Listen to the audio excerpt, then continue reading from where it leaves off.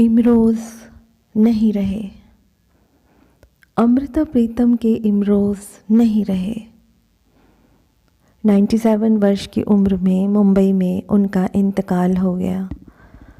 ये खबर जैसे ही सुनी तो अमृता और इमरोज़ का चेहरा आंखों के सामने घूम गया।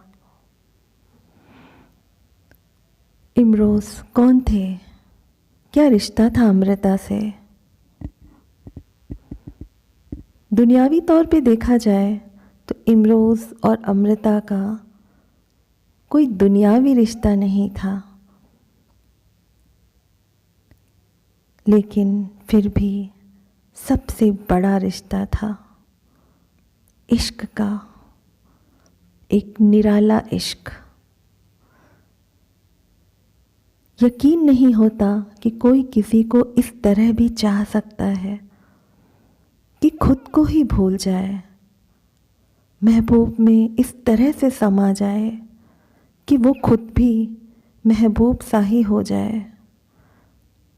जिस तरह चाय में घुलकर चीनी अपना अस्तित्व खो देती है, फिर भी मौजूद होती है मिठास बनकर, कुछ ऐसा ही था इमरोज़ का इश्क। वो ताउम्र अमृता को टूट कर चाहते रहे, ये जानते हुए भी कि अमृता तो साहिर से प्यार करती हैं और साहिर तो अमृता के हुए ही नहीं, पर अमृता उन्हें ही चाहती रही। इतना ज़्यादा कि इमरोज़ के साथ स्कूटर पर बैठकर जाते समय एक बार अमृता ने इमरोज़ की पीठ पर उंगलियों से साहिर का नाम लिख दिया और इमरोज़, उन्हें तो कोई फ़र्क ही नहीं पड़ता था कि अमृता साहिर को चाहती हैं या उन्हें क्यों नहीं चाहती। वो तो प्यार करते थे, डूबे थे अमृता के इश्क में, पूर्ण समर्पित थे। ये कैसे लोग थे? कौन सी दुनिया से आए थे जो दुनिया को इश्क की एक नई परिभाषा सिखाकर चले गए कि जिसे प्यार करो उसे बस टूट कर चाहो, चाहते रहो बरसों बरस। इससे फ़र्क नहीं पड़ता कि वो तुम्हारा महबूब तुम्हें चाहता है या नहीं। गजब का समर्पण था। अमृता और इमरोज़ की मुलाकात एक पुस्तक के कवर डिज़ाइन करने के सिलसिले में हुई थी। इमरोज़ एक चित्रकार थे। उन्होंने अमृता की पुस्तक आखिरी खत का कवर डिज़ाइन किया था। अमृता को डिज़ाइन बहुत पसंद आई और आर्टिस्ट भी। कितनी अद्भुत लव स्टोरी थी। अमृता और इमरोज़ ने कभी भी अपने इश्क का एक दूसरे से इजहार नहीं किया, पर इश्क में जीते रहे, मरते रहे। इमरोज़ ने कोई कालजयी कविता नहीं लिखी थी, पर अपने जीवन को ही उन्होंने कविता बना दिया था। प्रेम को एक बार चुना और ताउम्र उसमें डूबे रहे।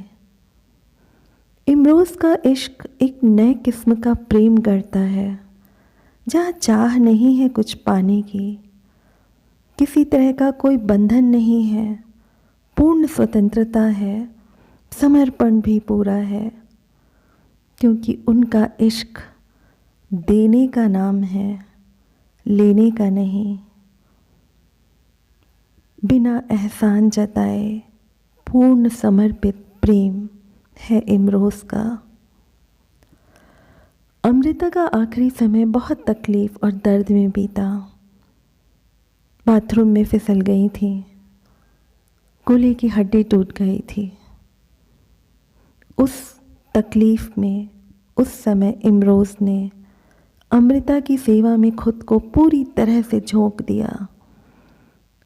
2005 में अमृता ने आखिरी सांस ली, लेकिन इमरोज़ के लिए अमृता उनके साथ ही थी। इमरोज़ कहते थे कि अमृता ने जिस्म छोड़ा है, साथ नहीं।